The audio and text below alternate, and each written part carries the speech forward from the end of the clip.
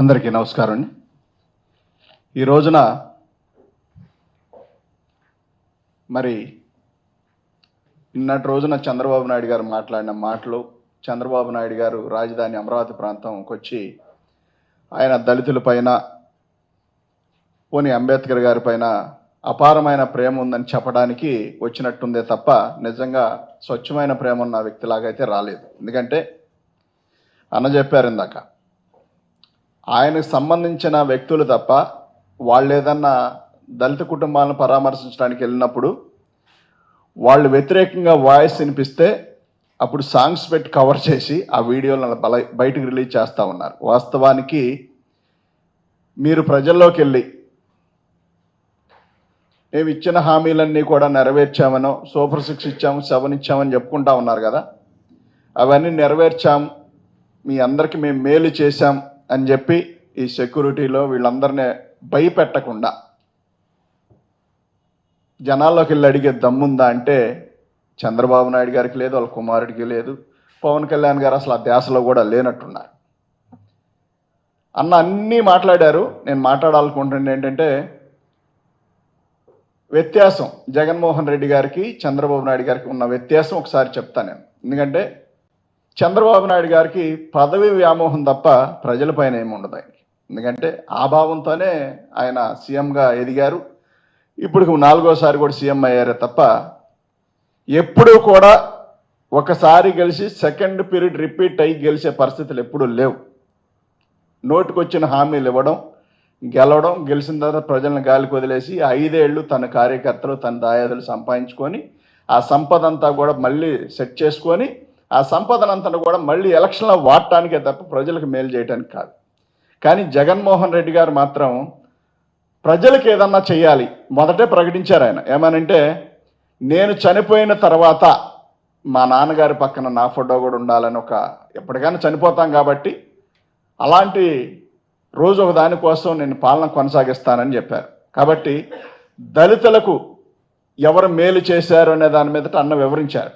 మళ్ళీ నేను కూడా చెప్తా ఉన్నా, మీరు చేసిన అవమానాలు, మీరు చేసిన మోసాలు ఈ 10 నెలల నుంచి ప్రజలందరూ కూడా గమనించారు. ఇచ్చిన హామీలు నెరవేర్చలేక మీరు ఏదో ఒక పుస్తకం రాసుకొని దాని మీద రవిడీజ పరంగా కొంతమంది మీకు అనుకూలంగా ఉన్న పోలీసులను పెట్టుకొని కేసులు పెట్టించి, కొట్టించి, చంపించి, నరికించి ఇష్టానుసారంగా రౌడీ రాజ్యంలాగా మీరు పాలన కొనసాగిస్తూ ఉన్నారు. ఎక్కడైతే మనల్ని పథకాలు అడుగుతారో ఈ ప్రజలు రోడ్డు ఎక్కకూడదు, మాట్లాడకూడదు. వైఎస్ఆర్సీపీ నాయకులు ఎవరైనా వాయిస్ వినిపిస్తే దాని మీద కార్యకర్తలు కానీ, సోషల్ మీడియా కానీ ఎవరి మీద కావాలంటే వాళ్ళ మీద కేసులు పెట్టారు. మీరు తప్పు చేసి ఇంకా కూడా ప్రజలకు ఏదో మేలు చేస్తామని చెప్పి ప్రజలందరూ కూడా మిర్చి ధరలు పడిపోయి, ప్రజలందరూ కూడా అకాల వర్షాలు వచ్చి ఇబ్బంది పడతా ఉంటే మీరు మ్యూజికల్ నైట్లు పెట్టుకొని హ్యాపీగా నవ్వుకోవడం, సరదాగా కామెడీలు చేసుకోవడం, వాటి మీద నవ్వుకోవడం, అంటే పాలన ఏ స్థితిలో కొనసాగించారనేది రాష్ట్ర ప్రజలందరూ చూస్తూ ఉన్నారు. ఇక దళితుల పైన మీకు ప్రేమ ఎందుకు పుట్టుకొచ్చిందో మాకైతే అర్థం కాలేదు. కానీ మీరు చేసిన మోసాలు నేను చెప్తా. ఫస్ట్ రాజధాని ప్రాంతంలో అంబేద్కర్ గారి విగ్రహం పెడతామని చెప్పింది అక్కడ ఐనమూల దగ్గర. ఫస్ట్ వరదొస్తే మునిగే ప్రాంతంలో తీసుకెళ్ళి అక్కడ పెట్టారు. కానీ కనీసం దానికి ఒక రాయన్న పేర్చారంటే అది లేదు. కానీ జగన్మోహన్ రెడ్డి గారు వచ్చిన తర్వాత, అరే బిఆర్ అంబేద్కర్ గారు ప్రపంచ మేధావి, మరి ఆయన ఈ దేశానికి దిక్సూసి ప్రపంచ దేశాలన్నీ కూడా ఆయన్ని గౌరవిస్తూ ఉన్నాయి కాబట్టి అలాంటి ఆయన ఉండాల్సింది మన మధ్య, మన ప్రజల మధ్య అని చెప్పి విజయవాడ టౌన్ నడిబొడ్లో తీసుకొచ్చి పెట్టారు. దాని తర్వాత ప్రభుత్వం మారింది. ఫస్ట్ అటాక్ ఎక్కడ జరిగింది అంటే బిఆర్ అంబేద్కర్ గారి మీదే జరిగింది. అంటే మీకున్న ప్రేమది. పొలుగులు, గడ్డపార్లు, ఉద్యోగస్తులను ఉపయోగించుకొని మరి మీ కార్యకర్తలను బ్యాక్గ్రౌండ్లో ఉండి అందరూ చెప్తున్నారు మేము జగన్మోహన్ రెడ్డి గారి పేరే తొలగించామని చెప్పి. మీరు దెబ్బలు చాలా చూడవచ్చు అక్కడ. మీకు పేరు తొలగించడానికని వచ్చామని చెప్తున్నారు, కానీ మీ పగంతా అంబేద్కర్ గారి మీదే తప్ప మరొకటి కాదు. ఆ విగ్రహం పెట్టిన జగన్మోహన్ రెడ్డి గారి మీద మీకు పగ. ఎందుకంటే మా ప్రాంతంలో తెచ్చిపెట్టారు ఏంటి అనే కడుపు మంట. ఎందుకంటే ఆ స్థలం మీద ఉన్న బిజినెస్ మైండ్ ఎవరిది అనేది రాష్ట్ర ప్రజలు చూశారు. విజయవాడ నగర ప్రజలకు కూడా తెలుసు ఆ స్థలం మీద ఎవరి కన్ను ఉంది, ఆ స్థలం మీద ఏం చేయాలనుకున్నారని. కాబట్టి అదంతా భరించలేక మీరు చేసిన ఉన్మాదం అలాంటిది. ఎలక్షన్ రోజునే 10:30కే డిక్లేర్ అయిపోయింది, మీరు అవకాశం వచ్చిన చేతికి 10:40, 10:50 మధ్యలో మా ఇంటికి వచ్చి మా ఇంటి పైన దాడి చేసి, మా ఇంటి పైన మహిళ, మా వైఫ్ని, మా అమ్మని, మా అక్కని, మా దగ్గర వీడియోలు ఉన్నాయి, నేను ఇప్పటివరకు బయటికి రిలీజ్ చేయాల, సీసీ ఫుటేజ్లు ఉన్నాయి నా దగ్గర. మా వైఫ్ని కాలుతో తన్ని, అంటే మీకు దళితుల పైన ఉన్న ప్రేమ గురించి చెప్తున్నారు కదా, మీరు అంత జరిగితే అవసరమే వచ్చింది. మా అమ్మ ఏం చేసింది, మా వైఫ్ ఏం చేసింది, మా చెల్లెళ్ళు ఏం చేశారు, వాళ్ళందరి పైన జుట్లు పట్టుకొని కాలుతో ఎగిరెగిరి, నా కొడుకు దొరికితే కర్ర తీసుకొని కర్రతో కొట్టి గెలిచారు. ప్రజలకు పేరు చేయమని కదా, దళితులను హింసించమని కాదు కదా. మీలో ఒకడు ఎదిగితే, అంటే మీకున్న భావం, మా దగ్గర నిన్నటి దాకా వ్యవసాయం చేశారు, పొలం పనులు చేశారు, ఇలాంటి వాడు ఒకసారిగా కారు వేసుకొని తిరగడం, ఒకసారిగా ఎంపీ అవ్వడం భరించలేని తనంతో రకరకాల తప్పుడు ప్రచారాలు, రకరకాల ఉన్మాదమైన ఆలోచనలతో ఎన్ని రకాలుగా కేసులు పెట్టి దాదాపుగా 5 నెలల లోపల పెట్టారు. ఏం మారింది? మీ పార్టీలో ఉన్న నాయకులు కూడా, మీ పార్టీకి సంబంధించిన కార్యకర్తలు కూడా ఛేదరించుకునే పరిస్థితికి వచ్చిన తర్వాత మాత్రమే నేను బయటకు వచ్చాను. అంటే మీరు ఏ స్థాయికి పడిపోయారనేది గమనించుకోవాలి ఒకసారి. అది సరిపోదన్నట్టు మీరు గెలిచిన 10 నెలల్లో కొట్టడం, నరకడం, చంపడం, ఒక పక్కన మా పైన కేసులు పెట్టడం, మా కుటుంబాన్ని హింసించడం, మా వైఫ్ ఎక్కడికన్నా వెళ్తే పాపం మీ వాళ్ళు ఫాలో అవ్వటం, లాయర్ల దగ్గరికి వెళ్ళినా, మా అన్నయ్య మా వైఫ్ లాయర్ల దగ్గరికి వెళ్ళినా ఫాలో అవ్వటం, బెదిరించడం, రాంగ్ కాల్స్ చేసి యూకే నుంచి అక్కడ నుండి కాల్స్ చేసి అక్కడ తిరిగినా మేము వదిలిపెట్టం, ఎక్కడ తిరిగినా వదిలిపెట్టం అని చెప్పి రకరకాలుగా ప్రలోభపెట్టి, భయపెట్టి, భయభ్రాంతులు చేసి ఏ రకంగా బెదిరించారనేది మా దగ్గర ప్రూఫ్లు ఉన్నాయి, సాక్ష్యాలు ఉన్నాయి. అవకాశం వచ్చినప్పుడు, అవసరం వచ్చినప్పుడు ఖచ్చితంగా బయట పెడతాం. 5 నెలలు బాధ పెట్టి వచ్చిన దరువు మొదలేసి ఎస్సీల పైన, బీసీల పైన, మైనార్టీల పైన దాడి చేయటం తప్ప ఈ రాష్ట్రానికి మీరేం చేశారు ఒకసారి చెప్పండి. అధికారం చేతిలో ఉంటే, అధికారం చేతికి వస్తే రౌడీజం చేయడం పెద్ద గొప్పేముంది? పెద్ద గొప్పేముంది? మీ ప్రజలు ఇచ్చింది అందుకు కాదు కదా. జగన్ గారు ఒక పథకం ఇస్తే మేము 4 ఇస్తామని చెప్పారు. మేము జగన్ గారు ఒక మనిషికి పిల్లాడికి అమ్మఒడి ఇస్తే మేము 4గురికి ఇస్తామని చెప్పారు. మీకు 15,000, నీకు 15,000, నీకు 15,000, 18,000 అని దొరికిన కాడాలు డబ్బా కొట్టారు. ఇవాళ ప్రజలు ఎక్కడ మిమ్మల్ని పథకాలు అడుగుతారు అని చెప్పి అనగారిన జాతుల పైన కడుపు మంట పెంచుకొని వాళ్ళ మీద కొట్టడం, తిట్టడం తప్ప మీరేమైనా చేయగలిగారా? ఇది పాలన అంటారా? బీహార్లో మాత్రం ఈ మాత్రం జరిగిందా? అసలు బీహార్ అంటా ఉంటారు కదా, ఆ ఏరియాలోనే ఇలా జరిగిందా? ఎప్పుడైనా ఉందా ఈ రాష్ట్రంలో? కక్షపూరితమైన రాజకీయాలు తప్ప ఇలాంటి దుర్మార్గమైన ఆలోచనతో కొనసాగిస్తూ మళ్ళీ దళితుల పైన ప్రేమ పుట్టుకొచ్చి అంబేద్కర్ గారు అందరివాడైతే అంబేద్కర్ గారి విగ్రహం ఆ పక్కనే ఉంటే మీ ఇంటికి ఈశాన్య మూలగానే విగ్రహం కనిపిస్తూ ఉంటుంది. ఎప్పుడు ఇల్లే దారిలో ఒకరోజు వెళ్ళి సందర్శించడం కానీ, కనీసం చూడటానికి కానీ కన్నెత్తి ఇదే విగ్రహం అని అనిపించే పరిస్థితులు కానీ మీ దగ్గర ఉన్నాయి. మీరు కావచ్చు, మీ కుమారుడు కావచ్చు, ఎవరన్నా కావచ్చు. అసలు మన సంబంధం లేదు అన్నట్టుగా అది అక్కడ ఒక విగ్రహం ఉందనేది కనిపించినట్టుగా మీరు యాక్ట్ చేసుకుంటూ తిరుగుతూ ఉన్నారు. మీకు అంబేద్కర్ గారు నిన్న గుర్తుకొచ్చారు. అది జయంతి సందర్భంగా మాట్లాడకపోతే బాగోదేమో అని చెప్పి నిన్న గుర్తుకొచ్చింది మీకు. నిన్న మాత్రం ఎందుకు గుర్తుకొచ్చింది? ఆయన పుట్టినరోజు కాబట్టి మనం మాట్లాడకపోతే బాగోదు అని చెప్పి.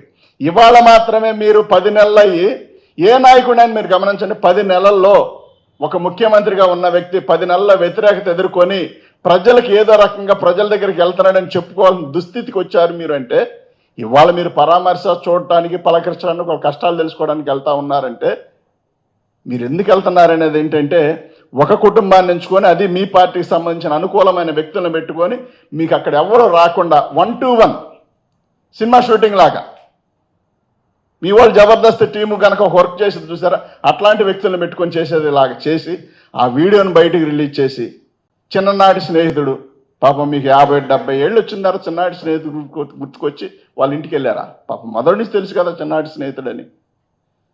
ఈ హడావుడి కాదు ప్రజలు కోరుకుంటా ఉన్నది. మీ దగ్గర నుండి మీకు ముఖ్యమంత్రికి అవకాశం కల్పించారు, మరి మాకు ప్రజలు ఓటేశారని మీరు చెప్పుకుంటా ఉన్నారు కాబట్టి, అందుకే మాకు ఇన్ని సీట్లు వచ్చినాయని చెప్పుకుంటా ఉన్నారు కాబట్టి కూటమి రూపంలో. మరి అలాంటప్పుడు మీరు ప్రజలకు మేలు కదా చేయాల్సింది. మీరు చదువుకోరని ఒక ఆయన అంటాడు, శుభ్రంగా ఉండరని ఒక ఆయన అంటారు. మహానుభావులు రాష్ట్ర ముఖ్యమంత్రిగా ఉన్న చంద్రబాబు నాయుడు గారు అయితే ఎవరు పుట్టాలని కోరుకుంటారని ఏకంగా ఆయనే మాట్లాడిన సందర్భాలు మనందరం కూడా చూసాం. మాది పదవి వ్యామోహంతో వచ్చిన పార్టీ కాదు, రాజశేఖర రెడ్డి గారు ఆశయ సాధన కోసం పెట్టిన పార్టీ ఇది.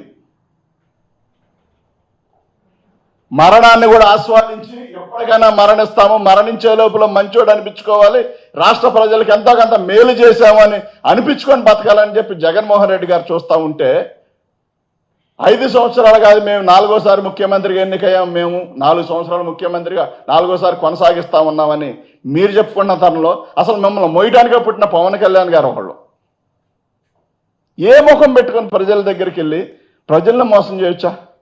మీ మీద ఆశ పెట్టుకొని కదా ఓట్లేసింది మీకు. మీరేదో మేలు చేస్తారు, జగన్మోహన్ రెడ్డి గారు బ్రహ్మాండంగా చేశారు, వీళ్ళు ఇంకా బాగా చేస్తారు అని కదా ఓట్లేసింది మీకు. అలాగనే కదా నోటికి వచ్చిన అబద్ధం వల్ల ఆడితే మీకు ఓటేస్తే. మొన్న ఒక ఆయన అంటా ఉన్నాడు, మేము చెప్పామయ్యా నమ్మటం వాళ్ళ తప్పు అని మాట్లాడుతున్నాడు నాతో. మేము చెప్పాం నమ్మటం వాళ్ళ తప్పు, ఇచ్చిన హామీలు ఎప్పుడన్నా నెరవేర్చారా? అది తెలీదా? 3 సార్లు ముఖ్యమంత్రిగా ఉన్నప్పుడు హామీలు నెరవేర్చిన రోజు ఒకటి చూపించండి, 4వసారి నమ్మారంటే మీ తప్పు అని మాట్లాడుతా ఉన్నా. అంటే ప్రజలను మోసం చేయడం మా తప్పు కాదు, మోసపోవడం మీ తప్పు అని చెప్తా ఉన్నారు. అంబేద్కర్ గారు అందరవాడు ఇది ఒక పదం నేర్చుకున్నారు పాపం. ఈ మధ్య సినిమా షూటింగ్లు అడావుళ్ళు అన్ని వాటిని పోల్చుకొని పనిచేయడం మొదలుపెట్టారు. అందులో భాగంగానే ఇవాళ ఎంతమంది పైన మీకు ప్రేమ పుట్టుకొస్తా ఉంది. దయచేసి జగన్మోహన్ రెడ్డి గారితో దళితులకు మేలు చేసిన విషయంలో రాష్ట్ర ముఖ్యమంత్రిగా ఉన్న చంద్రబాబు నాయుడు గారు కానీ, వాళ్ళ కుమారుడు కానీ, పవన్ కళ్యాణ్ గారు కానీ పోల్చుకోవద్దు దయచేసి. జగన్మోహన్ రెడ్డి గారు బహిరంగంగా మీరు అవమానం చేశారు, బహిరంగంగా అవమానం చేసి మీడియా ముందు మాట్లాడారు దళితులకు ఎవరు పుట్టాలనుకోని. అదే బహిరంగంగా జగన్మోహన్ రెడ్డి గారు నా బంధువులు ఉన్నారు అందులో అని చెప్పాడు. నా బంధువులు దళితులు అని చెప్పాడు. మీరు చెప్పండి ఒక మాట, అట్లా పలానాళ్ళతో మాకు రిలేషన్ ఉంది, పలానాళ్ళు మా ఇంటికి వచ్చి డైలీ అన్నం తిని వెళ్తూ ఉంటారని చెప్పండి ఒక మాట. మీరు అవమానం చేసిన నందిగం సురేష్ అనేవాడు 2014 48 గంటలు జైల్లో పెట్టి ఏ ఒక్క ప్రూఫ్ దొరక్క కేసు ఎత్తేసి, ఇందులో ఎవడో లేడు, ఏం జరిగిందో మాకు తెలియదని కేసులు ఎత్తేసి మీరు మళ్ళీ 2019 నుంచి మళ్ళీ 24 దాకా పాలన కొనసాగితే, ఆ పాలనలో నందిగం సురేష్ ఏదో చేశాడని చెప్పి తప్పుడు కేసులు పెట్టి రకరకాలుగా ఇబ్బంది పెట్టి మళ్ళీ జైలుకి దాదాపుగా దగ్గరపడి 5 నెలలు జైల్లో పెట్టిస్తే మీకు దళితుల పైన ప్రేమ ఏంటి సార్? ఇందులో మాకు అర్థం కాదు. పోనీ నందిగం సురేష్ ఒక్కడే కాదు కదా, ఎర్రగొండపాలెం ఎమ్మెల్యేగా ఉన్న చంద్రశేఖర్ అన్నని, మేరుగు నాగార్జున అన్నని, అలాగనే నందిగం బ్రదర్స్ అన్న, మరి అరుణ్ అన్న వాళ్ళ ఫ్యామిలీని, వాళ్ళందరి పైన కేసులు పెట్టారు కదా మీరు. అంటే ఇదా మీకున్న ప్రేమ? దయచేసి మీరు ఉందని చెప్పకండి, ఎందుకంటే ప్రజలు కూడా నమ్మే ఓపిక లేదు, నమ్మరు కూడా. మీకున్నదల్లా 5 సంవత్సరాలు సంపాదించుకోవడం ఎలా అనే దాని మీద ఒక స్టాండ్ ఏర్పరచుకొని దానిలో భాగంగానే ప్రజలకు రావాల్సిన ప్రతి రూపాయిని కూడా మీ పార్టీ నాయకులు, కార్యకర్తలు దోచుకుదంటా ఉన్నారే తప్ప మరి ఏ ఒక్కరికి మేలు జరగడంలా. కానీ జగన్మోహన్ రెడ్డి గారు అప్పు తెచ్చిన ప్రతి రూపాయి ఉందని చెప్పారు, అప్పు తెచ్చిన ప్రతి రూపాయి ప్రజలకు ఎక్కడెక్కడ ఇచ్చామో అని లెక్కలు చూపిస్తా ఉన్నారు. కానీ మరి గెలిచిన 10 నెలల్లోనే 1,25,000 కోట్ల అప్పులు చేశాము, ఎక్కడున్నాయి ఆ డబ్బులు అంటే ఎక్కడ? ఎవరన్నా ఆన్సర్ చేస్తారా? ఎవరన్నా చెప్పగలరా ఈ అప్పు ఎందుకు వాడామని చెప్పి? ఎంతసేపటికి ఏదో ఒకటే, ఒక 1500 ఎకరాల రైల్వే స్టేషన్ అంటారు, ఎయిర్పోర్ట్ అంటారు, ఎప్పుడు వచ్చిందో తెలియదు. ఎంతకాలం ఈ మోసాలు చేస్తూ ఉంటారు. ఈ పాపంలో భాగంగా పవన్ కళ్యాణ్ గారు కూడా మారటం బాధాకరమైన విషయం. కాబట్టి రాష్ట్ర ప్రజలందరూ గమనిస్తూ ఉన్నారు, మీ పాపాలు మరీ పరిపక్వమైపు ఎండిపోయినాయి. కాబట్టి రానున్న రోజుల్లో ప్రజలే తిరగబడతారు, ప్రజలే సమాధానం చెప్తారు. దయచేసి మేము అంబేద్కర్ గారు సంబంధించిన వ్యక్తులమైనో, దళితులకు సంబంధించిన వ్యక్తులమనో అంబేద్కర్ గారు అందరు వాడనే మాట మీరు మాట్లాడడం కాదు. రాష్ట్ర ప్రజలందరికీ తెలుసు అంబేద్కర్ గారు అందరు వాడని. మీరు మాత్రం అందరు వాడుగా కాకుండా కొందరు వ్యక్తులుగా మిగిలిపోయి ఇవాళ రాష్ట్రంలో ఎస్సీలు, బీసీలు, మైనార్టీలు వీళ్ళందరి పైన కక్షగట్టి పాలన కొనసాగుతూ ఉంది. కాబట్టి వీళ్ళందరూ కూడా రానున్న రోజుల్లో తిరగబడి సరైన సమాధానం చెప్పే రోజు త్వరలోనే వస్తుంది.